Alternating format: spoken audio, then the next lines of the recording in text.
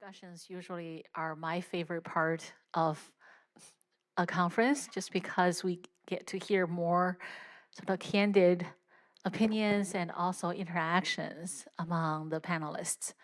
So how I want to start today is I want each panelist to say a couple sentences about themselves, but mostly really it's for Annie and Vukosi because Jun and Venkat, you've heard both of them earlier today, but still if you guys repeat the main points. But for Vukosi and Annie, if you go to a little bit length to tell people what you do, then we'll start with a couple questions from my side while you guys warm up and enter questions online.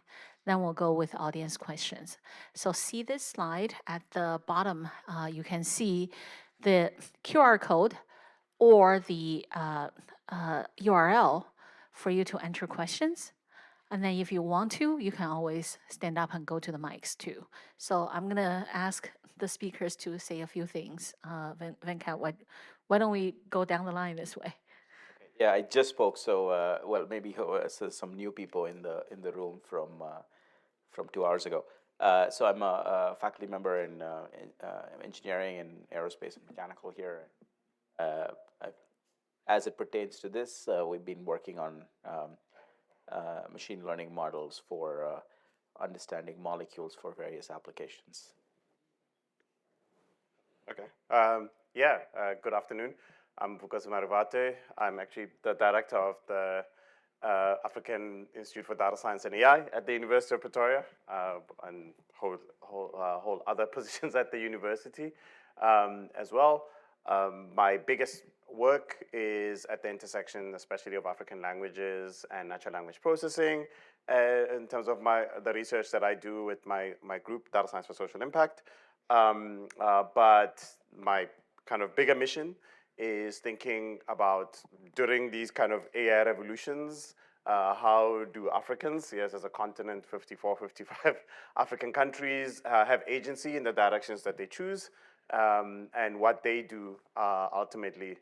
So with that, in more the latest of that work, I sit on the African AI Council through Smart Africa for the next year. And then I'm also one of the members of the UN's Independent AI Scientific Panel for the next 3 years, working on that with ODET at the UN, but then advising the UN Secretary General on thinking about these things. Yeah.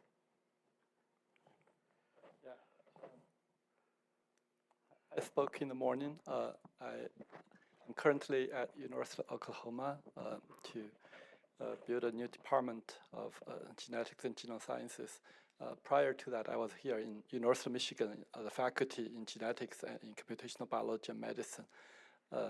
My own research is still genomic, epigenomic data, but as I do more program building and faculty development, I see artificial intelligence as an extension of all the computational strategies as a research question and also as an investment question.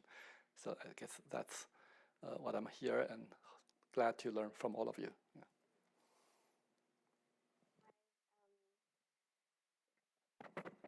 Okay. Hi, I'm Annie. I guess this is my 30-second elevator pitch to get you to come to my keynote tomorrow morning. I'm a faculty in School of Music at Carnegie Mellon University. I teach electronic music composition. I'm trained as a composer in the conservatorium and is a very slow adopter to technology. And so what else do I have to say? I'm here.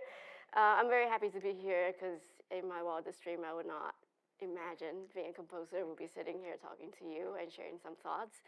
And one of my projects recently is a collaboration with Chris Donahue, who's a colleague and friend at CMU who does music AI research. And it was one of the projects selected for the Schmidt Sciences HAVI initiative. So very happy to be here. So the reason that we call this panel discussion conversation across cultures, to me, there are really two meanings. One is that we have been seeing a wide range of perspectives about AI everywhere, including on university campuses.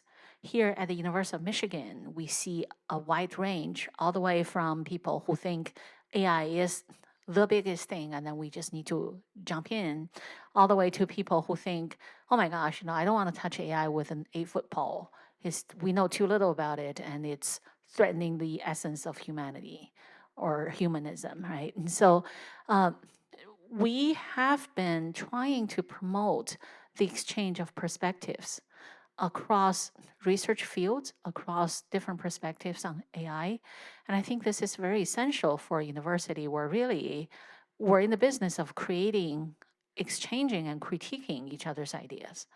And so this is one thing. We have people here on the panel from natural sciences to music. And so that's one context. Another context is we also have Vukosi, who's from an African university. And at this day and age when resources, demands, and again, views about AI vary so much from institution to institution, from community to community, it's also important to think about AI in such social and institutional contexts. I'm going to try to make this panel a little more interactive. In the past, we've had very successful panel discussions, but I would say one issue that many people bring up is, well, it's kind of a one-way street. The panelists talking to the audience. And so let's see whether it's possible for the panel to discuss, but for maybe one or two audience members to respond to the panel. Let's try it. And so while you guys enter your questions, I'm gonna start with a couple of my questions. Okay, so the first question is, I would like Jun to start and then the others to respond, which is, AI is promising a lot of, to help science a lot.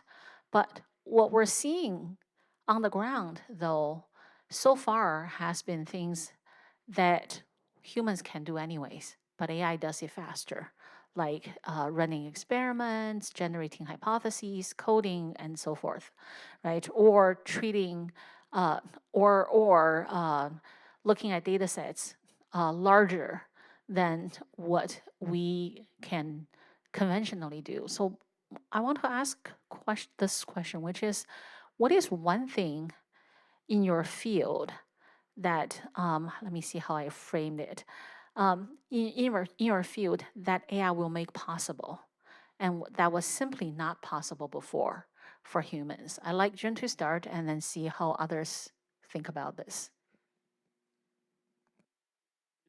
Really close to what we work. I think coding definitely is a great help. In the past, individuals have their own coding habits. When we try to pass on each other the work, it's always a very painful process. I always cringe when my students give me their coding logbook. I just can't understand. And I just dump 100 pages to GPT on what's going on. So that has been a lifesaver, because other people's code is like an old house. You move in, you don't even know where the door is. That's one answer. Then at university level, I've seen that in both Michigan and in Oklahoma. It's very easy to discuss, then could not find the precision of language to know what should we be doing next. The one easy route is to say, let's do 20 pilot grants. By the time we review them, we find they are mostly small. It's hard to have a touch point to make a dent. It's an extension of their own current n equals 50 machine learning projects. Then how to have a meaningful tunnel and bridge to the world of AI has been very challenging. it's easy to say the whole committee agree on the vision, but it's hard to say what should we be doing in the next 4 weeks before we meet again. I'll use that as a prompt to see how others react.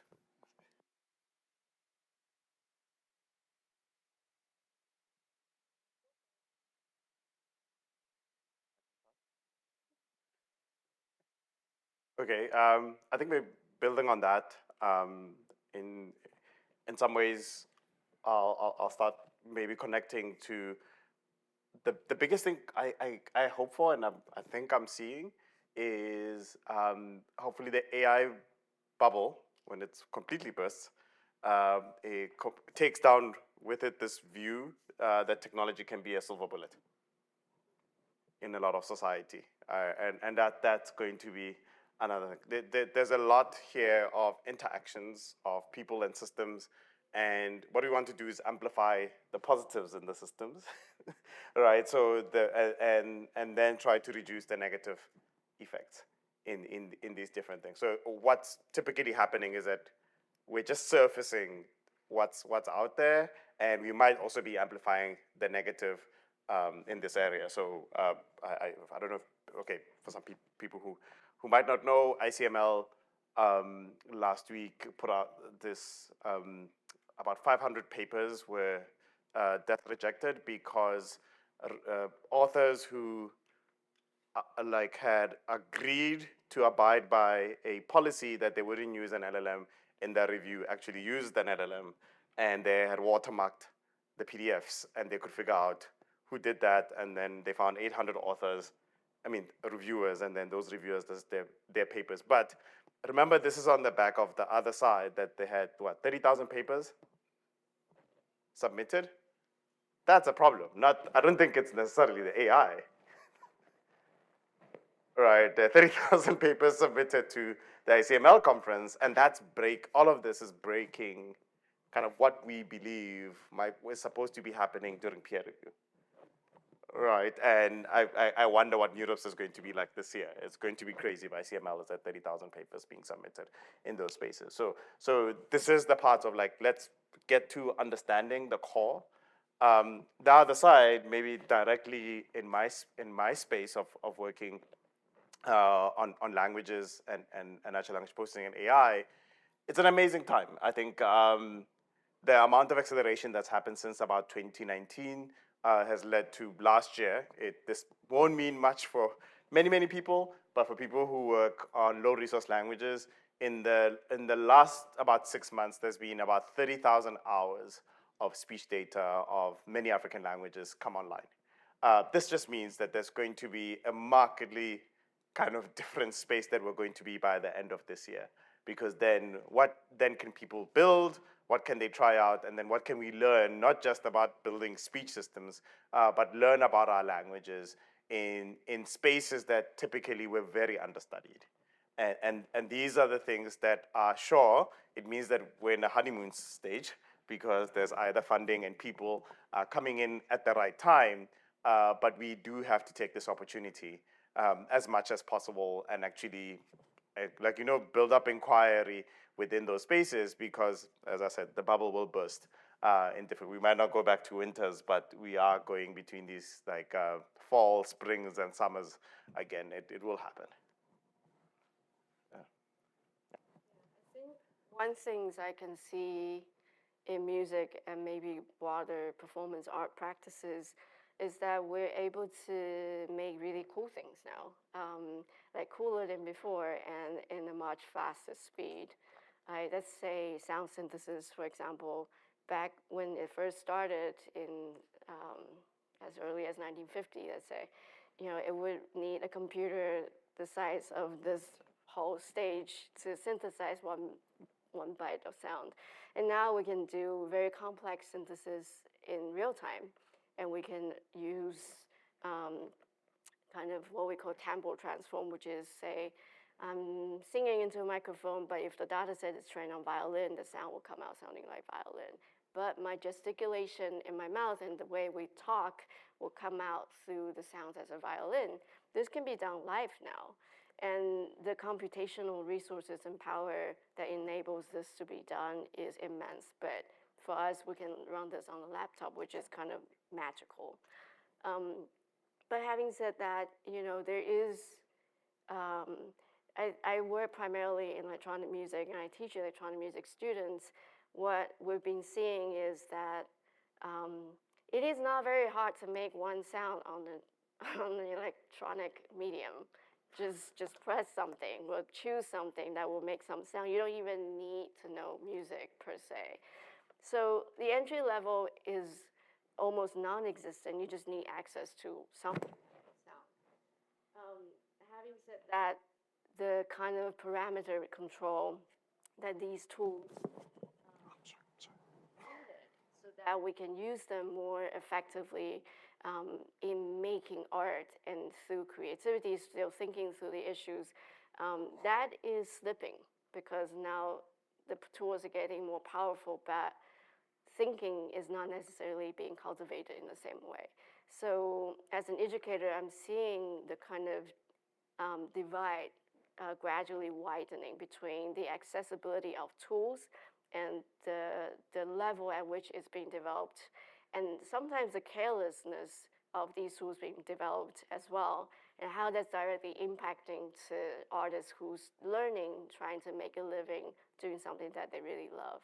So I do agree. I think when the bubble will burst at some point, we're going to see what we haven't really seen before, and hopefully it's not too late. So. I think it's very hard to. I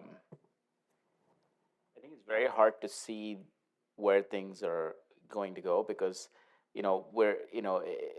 when you're on an exponential, right, at the beginning, right, it sort of looks linear, right, and so, and then, I think what you said is very much true, right, that right now we're seeing a lot of these things as acceleration tools,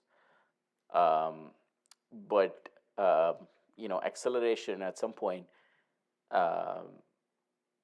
could essentially, if you accelerate fast enough, right, then if the iterative cycle goes faster and faster, right, then that will fundamentally alter how we do discovery, right? And if you think about discovery, right, discovery is ultimately at the end of the day, right, a loop of hypothesis, testing of that hypothesis, and then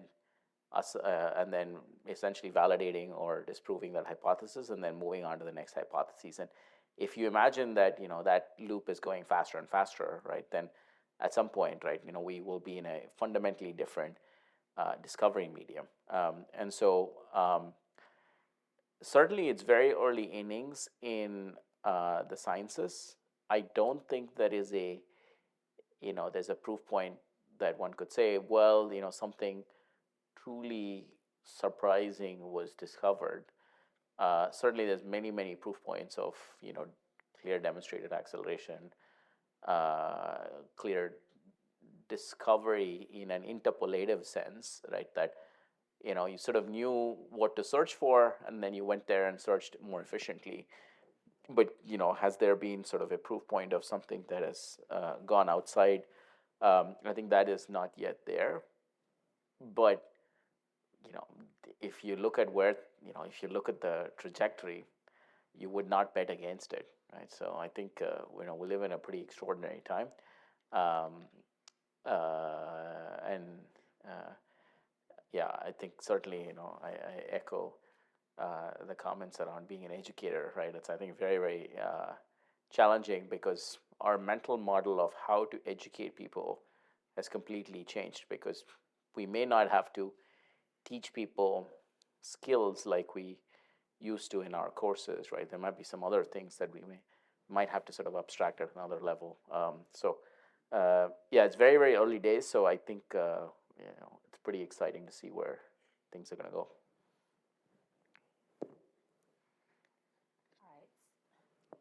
So I want to ask the audience members to also think about this question. What has AI made possible in your field that has absolutely been impossible in the past.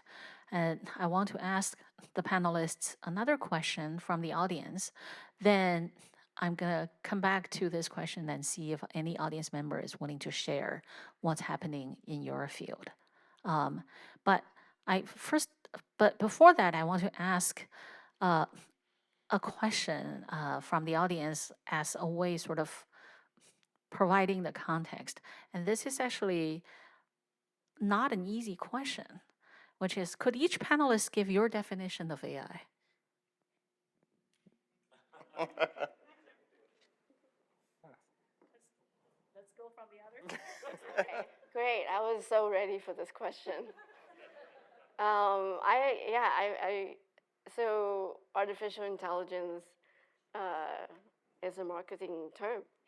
As it was a made up term to get some grants for research back in the 50s. That's my take. And however, the tools we're seeing right now, it's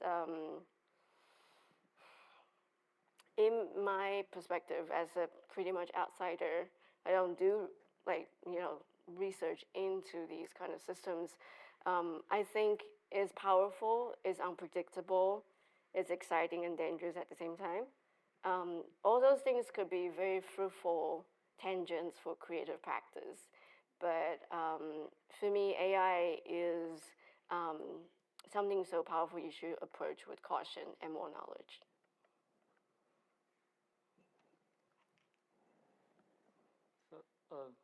To answer what artificial intelligence is, I'll go back to writing. It was a technology. Before that, all that's said is the intellectuals at work. When the voice died down, nothing is there. Then once it's possible to write it down, the Greeks got worried. Like I said in the morning, the debate, it's benefits and risk and guardrails. Meanwhile, Chinese, as they do, started inventing paper and printing press, make it a democratized tool.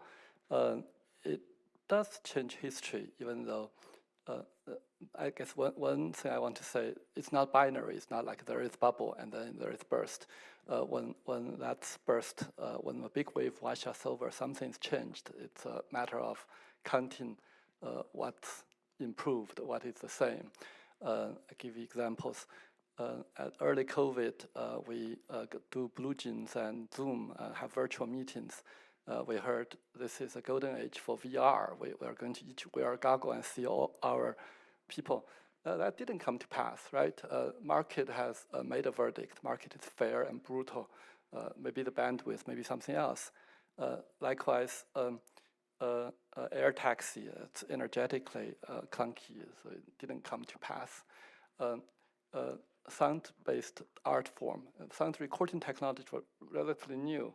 Before we can record it, we live the whole life only hearing naturally made sound within earshot. If the dog is on the other side of town, we'll never hear it. That has been dramatic. We feel it's commonplace, don't even think about it.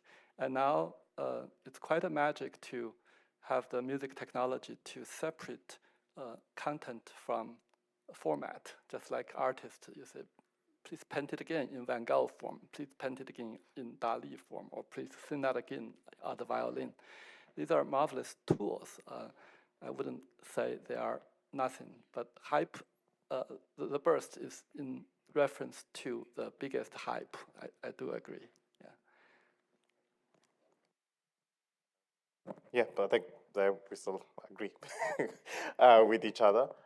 So yeah, I guess on my side, I cheat. My background is in computer science and in electrical engineering. So and my PhD was in reinforcement learning. So always looking at that as being always the meta study of AI, where you have a system, it interacts with the environment that it's in. It has to sense and then it has to actuate, and everything else is kind of now a subsystem of those. What we've been looking at, because now over the last decade I've also worked on language, is just then this part of like, what can we learn as patterns? from this data that we can get ultimately to enable this decision making.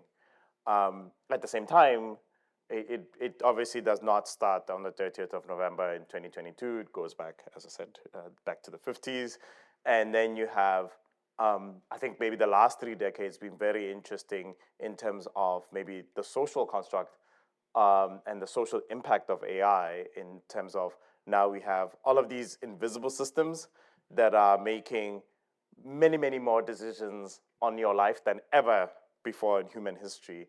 And it's only maybe when it became something of a chatbot that people started thinking in some ways of like, what could the effect of this be? And in ways it pierced this veil of, you might have had people who are working in the study of social media and what the impacts were going to be, but it didn't really become so crystallized when people could actually interact with the system and then say like, but why then does it answer one way and not the other one? And what could it be doing in terms of what you see on your social media feed, what it could actually be impacting on people having to change their hearts and minds when it comes to elections. These types of things that we sometimes take for maybe for granted in some spaces. You might be in the US, sure, the country is going through a bit of a rough time at the moment, but there's other places in the world where these can completely be misused because you can kind of point the reward, point a system in terms of to optimize for, and that could actually change somebody's lives almost irreparably.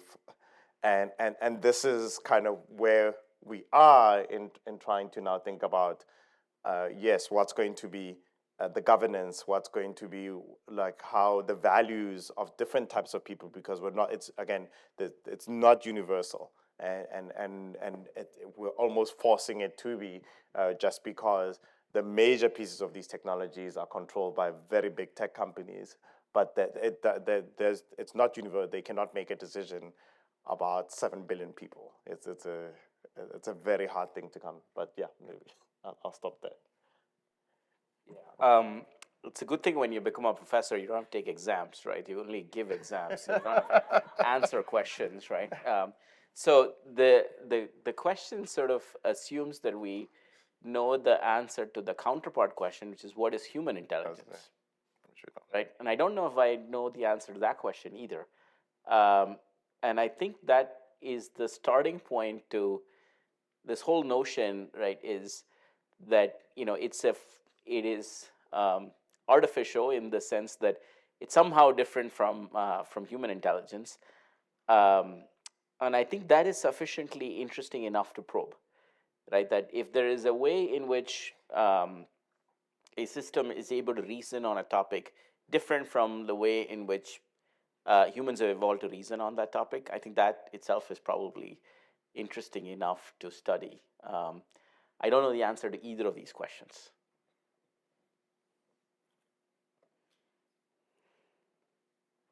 Okay, so this helps set the context a little bit more. But now I want to ask for audience response. If any of you have answers about one thing that AI has made possible for your field, which was absolutely impossible in the past, and if you would like to share with the audience, raise your hand and I'll direct you to the mic. Anyone want to try?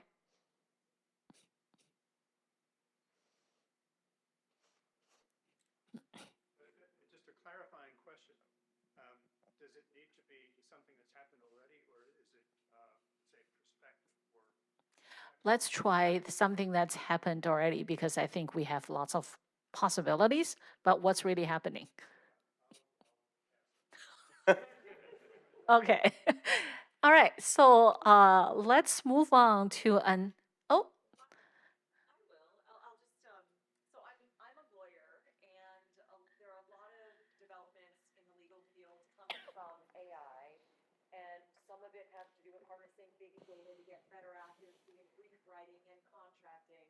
But what's interesting is you still need to use your interface in order to access the data or the results of the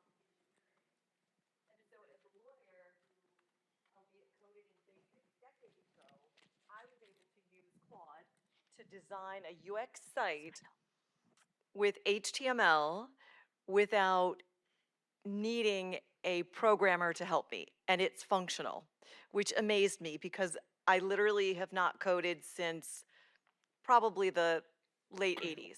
So the fact that you can do something in a domain that is at least C to B plus, I actually think it's better, but I'm just gonna, right? I mean, we haven't tested functionality.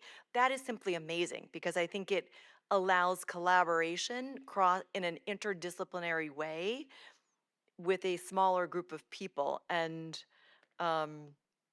yeah, I was amazed. Build on that, I heard something I've tried to paraphrase and weave it into a discussion. The point I heard is anything having to do with words and language is going to be dramatically facilitated, so much so that it will threaten people's jobs, such as those who prepare legal briefing or gathering data. So the lecture I heard is basically saying whether you are a lawyer or you are a constitutional scholar or a religious scholar, a theologian, if you believe that text is immutable, everything should derive from that one Bible in your field, then your job is most threatened. But if you believe your foundational text in your discipline needs to be constantly revised, adapt to lived experience, then you still have a role to play. And then there is another comment about translation across different legal traditions or different religious traditions to now have a tool on your laptop to do deep embedded space has been a good innovation. We all remember how machine translation, bilingual translation was clunky. It's Kamer to Kamer as if they are reading a dictionary. Later on, in cases there are good bilingual text, such as English-French translation, or the Canadian government's high-quality text became a good training data set. Now there is a total multilingual translation. All 170 languages get mapped in a common space. You prompt one, you get another 169. So I think that's progress. So long as there is fragmentation knowledge in your daily practice, I would consider AI as a net positive.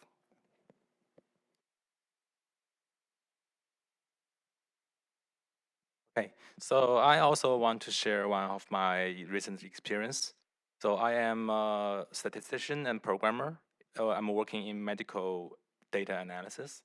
So recently I've been assigned of a new project, which is using a proprietary language called the Triveta Prose. I probably nobody heard about it. I didn't heard about it yet before. I'm using R and SAS for a decade, but when I see this language, I have no idea what it is. So what I'm being able to do is I'm using the documentation on their website. I fit it into Cloud Code, and I build a skill specifically for that language. And I also, on the same time, within like 2 hours, I'm being able to create a syntax highlighting plugin for that language in the editor, so I can see each syntax and I can just tell it the logic using SQL language, and they can translate it into the prose without me looking into the 200 pages documentation.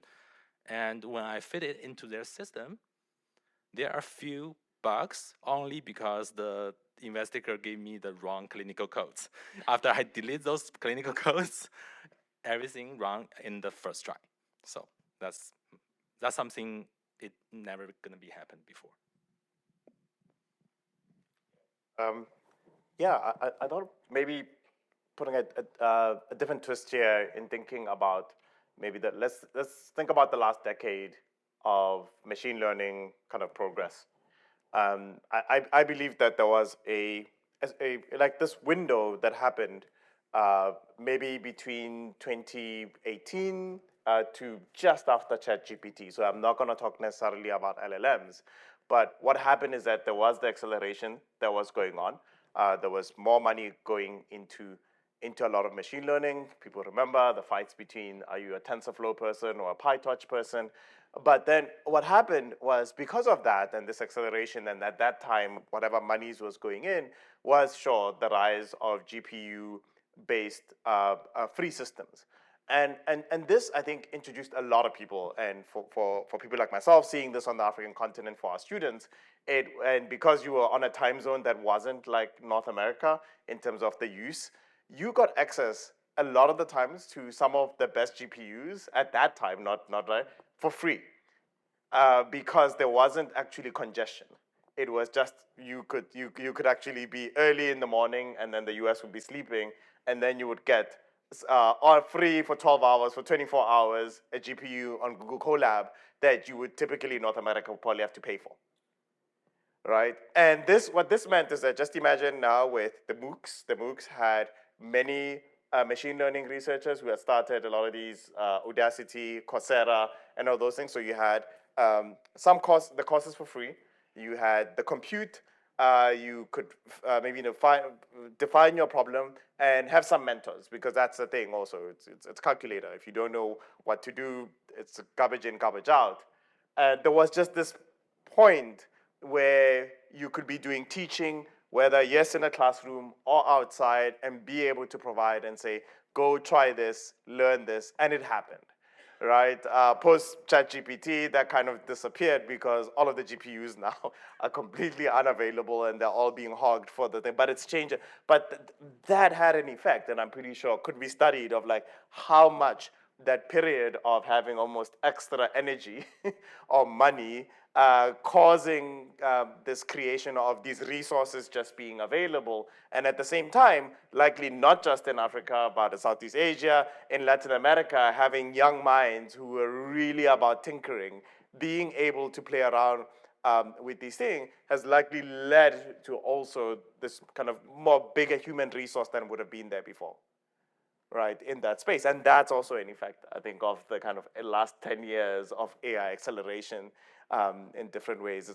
Yeah, different, like, than like thinking about from a perspective of LLMs, but that was something I think worth also engaging on.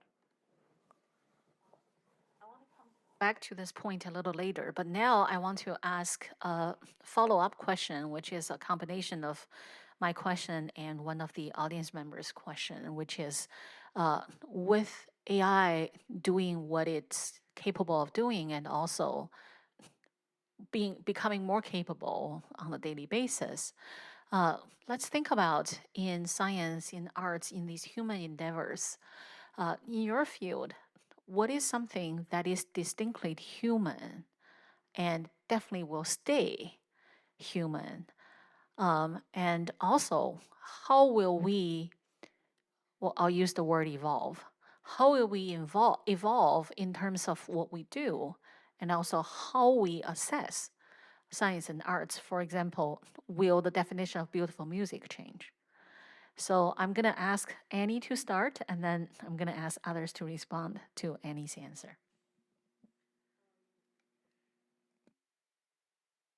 I think what would not change, I hope, is a need to continue to express some really deep human thoughts, emotions, sentiments through the art practice that the artists choose to do.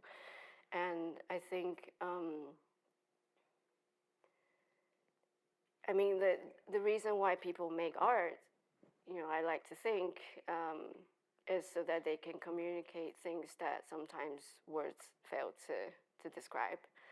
And so that so far has not changed for hundreds of years. Who knows? It might change at some point, but this need for people to connect and to communicate more broadly, I think, is the foundation of art. And in terms of making art, right now we're seeing a lot of money going into creating expedited outcomes. So text to music, for example, is where everybody, it's like AI music is synonymous to text to song kind of production line. But what it surpasses, what it like overrides is the crucial element of the process. Yeah, it's like, oh, machine is doing the process for you because music apparently is not fun to make anymore. And so the reason why a lot of people I know, and myself is one of them, is the reason why we make it is because the process is rewarding. The outcome is very objective because the same piece of artwork would not be perceived the same way by two people. You can have a general consensus of what this is, but very likely you come away with very, very different perspectives because we're all different. Our backgrounds, how we interpret certain stimulus, who we were when we experienced these things, that all influence how we relate to a particular piece of art. And so for artists, we focus on putting everything we know and can feel and try to describe into the process itself. And currently what the financial incentives for a lot of these companies is to kind of just overrides that process. And that's very dangerous. And I'm glad my students hate them. And I think most people probably don't think very highly of them. But what I think we should preserve is teaching young artists how to think and how to express and what are these ideas. How do you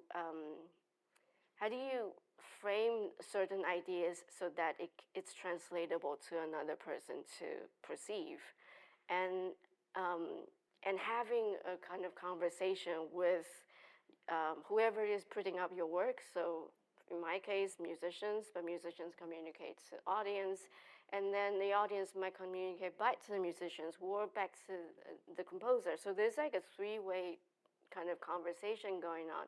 And that I hope will never go away because art needs its recipients. Right? But what this technology can help us do is how do we make the process more interesting? How does it push us to think beyond what we already know, which is hundreds of years of history and practice, but we need to progress, right? Art is dead if it's not moving forward. And so, how do we keep experimenting? What does experimentation means in this day with AI technology, right? So it is really, the development in music, for example, like the history of Western art music is the development of technology, right? Like Beethoven wouldn't be writing very loud symphonic music or very loud piano pieces if he didn't have the pianos he had in the 1700s.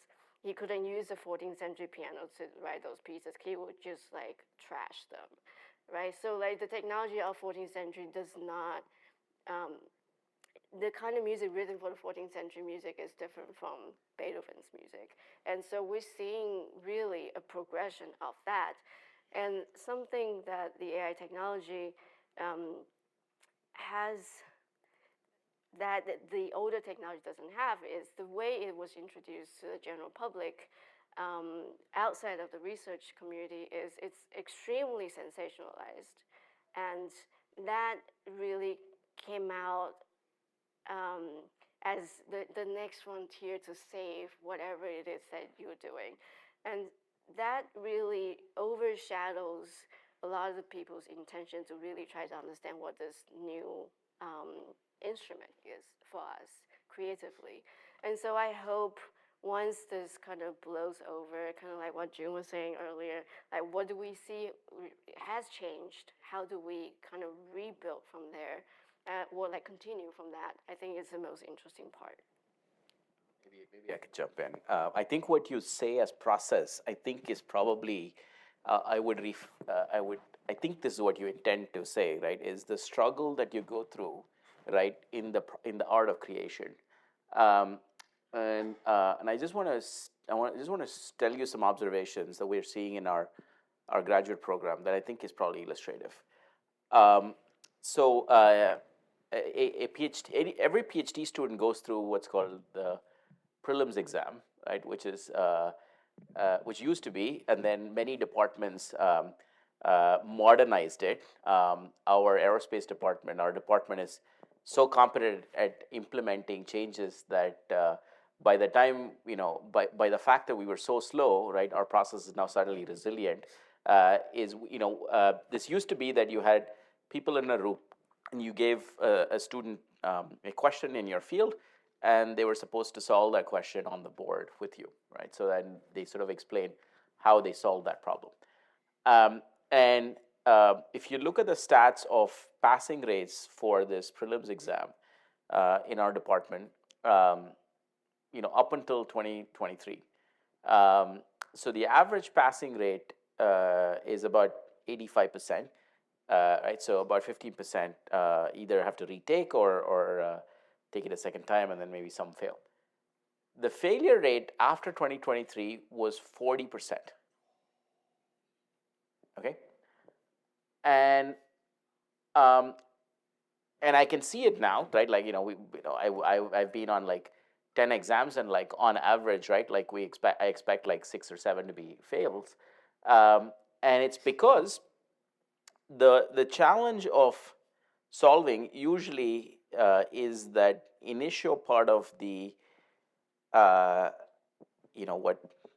Annie called the process, right? Which is struggling with that problem, right? So to think about how you can make that first step towards solving that problem. But when you never think about how to make that first step, right, essentially you're down the tree already, where there's a certain set of first steps that have been taken for you. Then when you're faced with a situation where you have to think about generating that first step, you just don't know how to do that first step, right? And I think it is a concerning thing that whether this process will remain. It's another thing whether that process matters, right? You can debate whether the process matters, right? And maybe it does, maybe it doesn't, right? And I think the legal example I find like quite interesting, right? Because there's sort of all this expertise that has gone into sort of drafting these documents and patents and so on, and suddenly now that's being democratized, right? Like some inventor can just go to one of these things and then suddenly get to the answer. But like, do you miss something in that process where some expert has sort of spent all that time thinking about it? And so I think this is a troubling, and I'm sure many other educators are feeling this, right? So that essentially, I think exams, any exam that is no longer a in-class with the pen, no technology exam is irrelevant, right? I think now you can question whether that exam is relevant, but any other form of exams, right, essentially is not testing the student's understanding, right? It's testing, Claude or Gemini or ChatGPT or UMGPT's competence at solving those problems, right? Not the student or not the students, because there's not even any creativity in that student's attempt at getting the answer, because all they do is put the PDF in and then try to get the answers out, right? And so I think that is a fundamental challenge of how do we retain the process? Of course, there's a larger debate of whether that process matters, but if we do believe that the process matters, right, I think it's a deep foundational question that we must think about.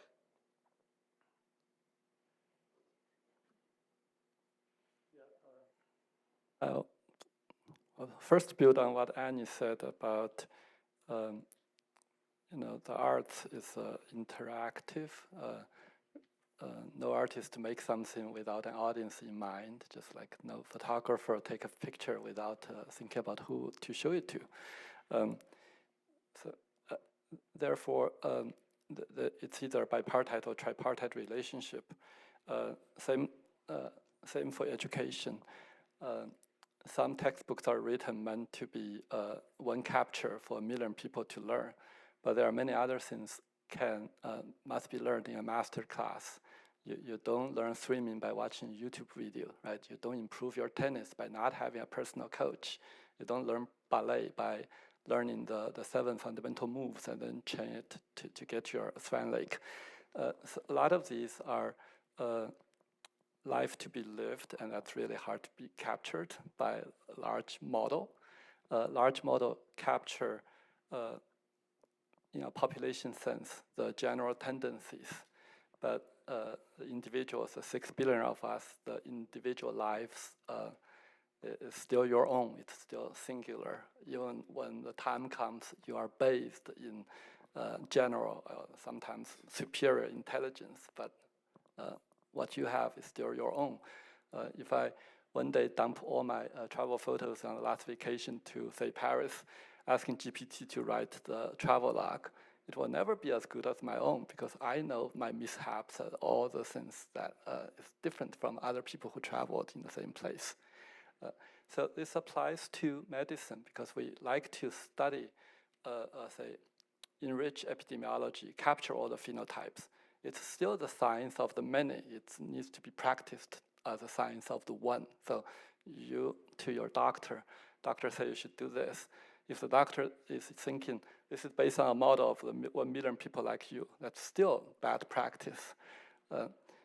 So the teacher to the student relationship, doctor to the patient, and you and your assistant, either person or the agent, is still a part of the kind of the human lived experience. The tools will record some tendency, even to the smallest granular level. It's still not n equals 1, and that 1 is still yourself. Yeah, this is a very hard question, but I think I've been trying, as the fellow panelists have been going through their thoughts, to try and distill like being the human experience of why do something, whether then it's learning how to strive so that you can learn. Why are you doing that? Why are you learning? Why are you learning to make music? Why do we try to understand the self in trying to heal people, right? In terms of understand, because there's all these factors that do become of a specific context, a place, a time, a people, and that's something AI could help, but it doesn't replace. In me, because even at the end of the day, if you're looking and then you have to, again, if we use the narrow lens of LLMs, ask a question, the being that understands why that question is being asked is the person putting it in. Right, on the other side is just going to be a statistical response that just puts tokens next to each other to go in and say, like, this is likely the thing that you were looking for as a response, plus the psychophancy.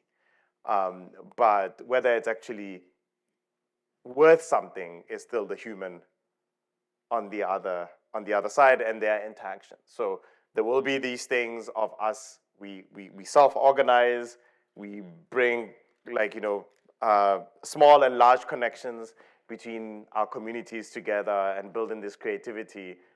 I don't think the LLM understands any of that. It could be that we have these phenomena that we've written down from the past, explaining parts of this thing, but that feeling of why is something that we have to keep.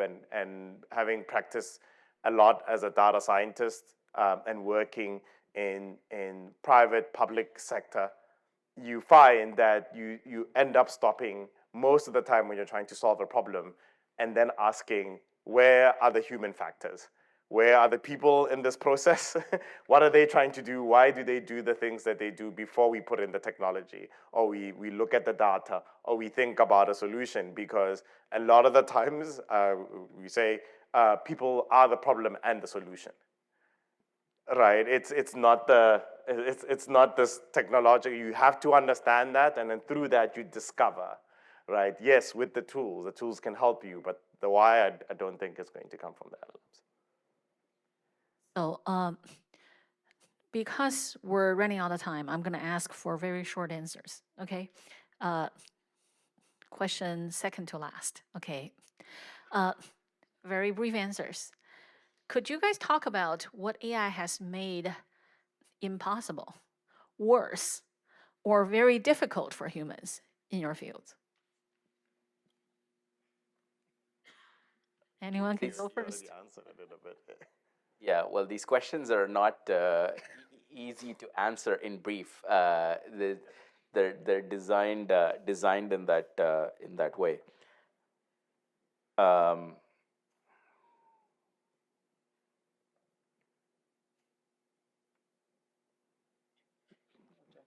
Go ahead. Yeah, I think it does encourage in some corners the impatience, corner cutting, overselling. This is so accessible now. If you have a class of 50 students, if the one on the tail of the distribution dream about working on a problem for 3 hours, have something written up as a manuscript, they will be enabled. It's actually disruptive in that sense. I consider that one of the bad moments. Yeah, I'll jump in. That language is solved. Don't worry, whichever language you speak, Africa has 2,000 to 3,000 languages. One day an LLM will one day meaning in the next 3 months to 6 months, that will just be switched on. And then you ask and you say, like, how? The people who are designing these systems, not just having access to the data, which they don't, do they understand, how to model these languages? In a way, it's more expensive for many other languages to put in tokens, because the tokenizers that are built are not built for most of the world's languages. They're built around English. And as such, as you put in, you would have you will hit your limit faster if you write in many languages. So these things, so people just coming and saying, I've been in situations in rooms where it's like, no, don't worry, the translation will start working tomorrow. I'm like, yeah, if it does, it's because there's hundreds of thousands of humans who are working on studying these languages, and then ultimately, then some of their tools become available to the general kind of big AI companies. It is not just because the LLMs exist that they ultimately just self-improve. It's still the human side. So that's been something that has made it worse, and maybe bringing up the question of, has the existence of LLMs increased the rate of extinction of languages? That is another piece that then we still have to kind of think about, that people kind of under that the ones that were already endangered might now be on a much, much faster route to getting there. I think from the top of my head, the difficulty would be tracking authenticity and authorship. I mean, that already has a little bit of an issue historically, especially if you work in improvisational kind of context. That's always a thing. But I think right now we're seeing a huge acceleration of just lawsuit disputes. And so, yeah, so I think the biggest problem we're seeing on the horizon that we don't really know what to do is authenticity and authorship. Yeah, I think authenticity is the biggest challenge. I think now everything reads the same. Everyone's papers read the same, right? And I think that's authenticity and ability to express, I think, is probably the one that's become most difficult. Right. So last question, let's talk about institutions, universities. So tell us one thing that you think should be distinctly universities' role. It can be research, it can be equitable AI. So that could be one thing that you think that universities should do, or universities are doing, but not very well.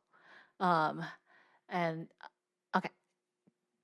I think universities are, so there's this great book called Scale, which was written by Jeffrey West. And the argument he makes, right, is that if you look at innovation, innovation is super linear in population density. What that means is that if you have a place that has a higher population density versus a lower population density, right? That somehow the fact that you run into people more often, right, allows you to be much more creative, much more expressive, and do great things. And I see university as the ultimate limit of this population density, right? It's essentially you collect people, in small spaces like this, and then allow them to discuss ideas, thoughts, and so on. And I think there's a great I think that is ultimately, in fact, the biggest attribute of a university. If I were to what is the single biggest thing that a university does? It is that it concentrates people thinking about certain things in one place, and I think then the sort of scale magic, right, network effects happen. And I think that to be able to continue to do that, so that everyone doesn't get homogenized into that same sort of AI agentic loop or whatever it is, right? I think that might be the single biggest thing that universities could do for the future of humanity. Yeah, I think on one is like obviously being the gathering place, but as institutions is likely being open to self-destructing their models to build up into the future. Self-destruction, like creative, the concept of creative self-destruction. Because unfortunately, maybe the current wave of systems in terms of the ways that is still keeping us into very much defined silos by discipline, which then maybe goes partly against the parts of like the melting pot of ideas. And then at the same time, if you are then in some sorts of funding crunches, and it's weird because like I say, American system compared to where we come from is like, oh, there's more flush research funding. But if it then comes from one place and it looks like one thing, maybe the lessons from COVID, there was this time in COVID where every grant had to say something plus COVID. Right, and that was just a kind of, again, like a heuristic of a signal of like, if that happens and everybody's just telling you do agentic AI, should you? All right, and if you're not given these options, we then can't explore these spaces. And I think we do owe it to the public, right, to explore those spaces that will improve the lives of people. And it's not simply just because of who might be dangling some money on the other side. So universities, I think, do have, as institutions, they would have to then always think about creative self-destruction to move on to their next phases. So I would measure that on the axis of basic research to applied and translational research. There have been this ideal, right? University is a safe harbor for curiosity-driven research. It's a gathering place for people who want to spend their life figuring things out without knowing how to use them. There was a 10-year system, sabbatical, and so on and so forth. So you don't have to justify how you spent Friday afternoon. You don't have to, university doesn't have to say, this is exact calculation how much indirect cost we deserve. But that has been eroded, both from outside, from within. When we do our Friday afternoon weekly meetings, we try to mimic the culture that I read about, European capitals cafe culture, where people gather for agenda-free conversation, because it has been believed, I do believe, a lot of creativity come out of the relaxed shared time that should happen in a university. The English still have the afternoon tea tradition. It's not utilitarian. It's not something. But these days, even there are many forces, right? Say a domestic travel to Michigan for this conference. There is a travel report. Does it further your grant? I have to say yes. Does it further our university standing? I check yes. So these are treating a university like from a CEO's viewpoint, nickel and dime your time. But to then what we can do is to resist that. Just like AI threatens to homogenize everything, we want to guard the local contingencies, preserve the friction, honor all this fracture in the knowledge, saying don't be too quick. I want to give a word for integration that failed. Because it's uniquely human to live with the anxiety of not having solved this problem tonight or for the next year. Yeah, that's in the university. I would agree with what has been said, and I think university's role, particularly right now in this pretty precarious situation in this country, is how do we maintain an autonomy for creative thinkers? For how do we make these institutions still be the bedrock for incubating fresh, new, daring, experimental, highly risky ideas that may or may not save us, may or may not work, but it's important to keep asking questions and have the freedom to do so. And so I think, I think to preserve freedom of speech, freedom of expression, freedom of being able to fail gloriously, I think that's what institutions should allow. Okay, so we're going to wrap up the panel now, and we're already over time a little bit. So thank you all, the panelists, for the really interesting perspectives, and also for the audience members for all the questions. And I always tell people that this is not the end of the conversation. This is the beginning of the conversation. So reach out to us, and we will keep this going. This is something that we will all need to figure out together.